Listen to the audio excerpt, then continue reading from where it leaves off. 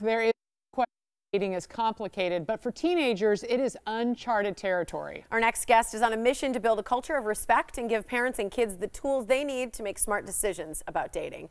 Mike Domish is the founder of the Date Safe Project and author of this book. It's called Can I Kiss You? He became inspired to change society after his sister was sexually assaulted in 1989, and today Mike speaks to tens of thousands of people around the world every year. And in just a couple of minutes, we're going to tell you about a special event tonight that you can attend with your kids or by yourself for free. Good to see you. Thanks for having me back. Appreciate it. Yeah, absolutely. I think a lot of people remember you from being on the show, but for those who don't, I'd love to you just give a quick background of how you came to do what you do. Absolutely. 1989, I grew up here in Wisconsin, and I was away at college, and I received a phone call that my sister had been raped. And that is what changed my life forever. One, the trauma of trying to figure that all out, and then seeing her strength, her courage would inspire me to want to speak out and do something about this. And now we're 30 years later almost, and here we are doing this work in high schools, middle schools, colleges, and corporations around the world. Yeah. What kind of work are you talking about? What is the message that you're giving to these kids? Yeah, when we're working with middle schools and high schools and parents, we're talking about how to teach your kids how to respect their boundaries, how to be able to use their voice to declare their boundaries very succinctly, also how to honor their partner's boundaries. So how to ask first to respect the answer. Or you're at a party and you see something happening where somebody's using alcohol or drugs to try to get somebody into a sexual situation, how to step in and really intervene and stop that from happening.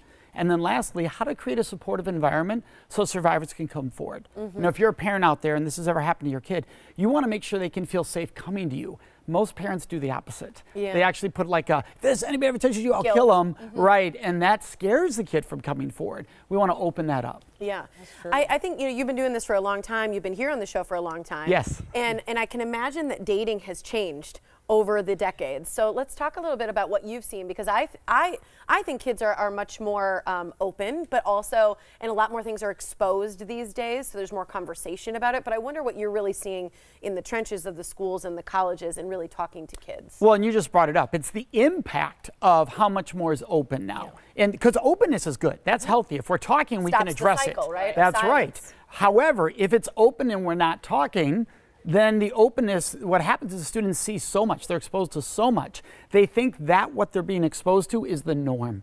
And because we're not talking as parents in schools, what happens is they think, oh, this is how I'm supposed to behave. And so they follow that path, which is really unhealthy.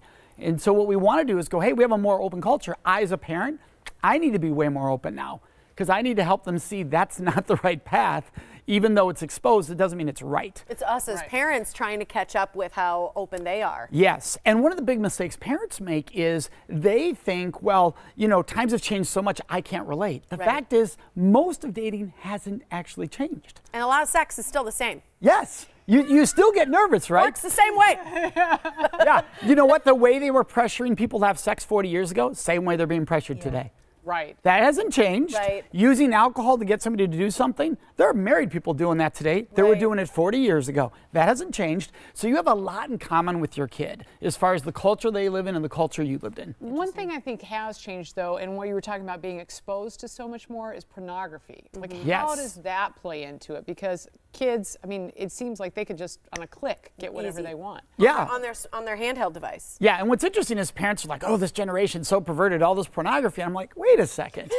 I bet every parent out there can name the 3 magazines had a stash that they knew that somebody's dad, it was always dads that were supposed to have the magazine, somebody's dad had, and they can name it in an instant. Absolutely. So what we have to first realize is our kids are no more perverted than we were. Right? So that's a really important topic. And that's not a race you want to win. No, it's not. Like, no, we were. No. The difference is we didn't have the access. Yeah. And if we did, are we kidding ourselves that we wouldn't have peeked, we wouldn't have looked at that, all that online access? So what we want to talk about is what's the impact of all that access, because we want to help the kids see it through a different lens. Yeah. And so the key is, for years it was, you talk about pornography, it leads to violence. Well, kids don't relate to that. So what you say is, all right, if you've never seen pornography, how do you view a sexual partner's body? Yeah. Versus once you've seen it, pornography, how do you view a sexual partner's body? And kids admit, once I've seen it, I judge the body.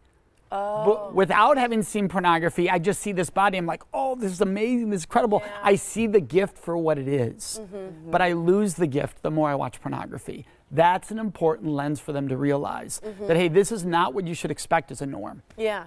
Well, I think it can desensitize too. Correct. To certain acts and things like that you think may be normal in a loving relationship that maybe are or are not. Yeah, because it's video now, where we had still pictures for the most part. And you weren't seeing as graphic. Yeah, it's video, so they think, well, that's how it's done. It's video versus. And I'm supposed to act like that. Yeah, I'm supposed to sound like that scary. even, which is like, that's not natural actually for most people. There are people it could be for. And so they're actors. Yes, and they admit we don't do at home what we do on film. Right. Because at home we do it for pleasure. That's not what we do for pleasure. Right. But kids don't hear that. They're just watching what they're watching. Right. So it's helping them get a realistic understanding. So how do we teach our kids to say no? Because especially when they're being pressured, especially when they've seen a lot of these things or they think that may be the norm, how do we teach them that no is okay and no is oftentimes the right answer? You know, Tiffany and Katrina, this is really important. Parents tend to say, just say no. If you don't want it, just say no. Right. What they forget is the reason their kid's not saying no.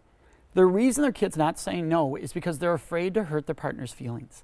Really? Yeah. High schoolers, I'll say, I thought maybe it was to be embarrassed or, no, or they didn't want other people to think that no, they were. It's none of that, actually. When you're in front of a high school audience and I say, are people saying yes to things they don't want to do sexually? They'll yell yes. Really? Dramatically. And I'll say why, and it's overwhelmingly don't want to hurt their feelings. Yeah, wow. Everybody's too polite. Yeah, and so if I say no, that's going to hurt their feelings. So what we have to teach our kids is that the word no is never mean. Yeah. It's never mean to say no. That's a powerful lesson. You'd be amazed how many kids afterwards write us and say no is never mean. I needed to hear that. No is never mean.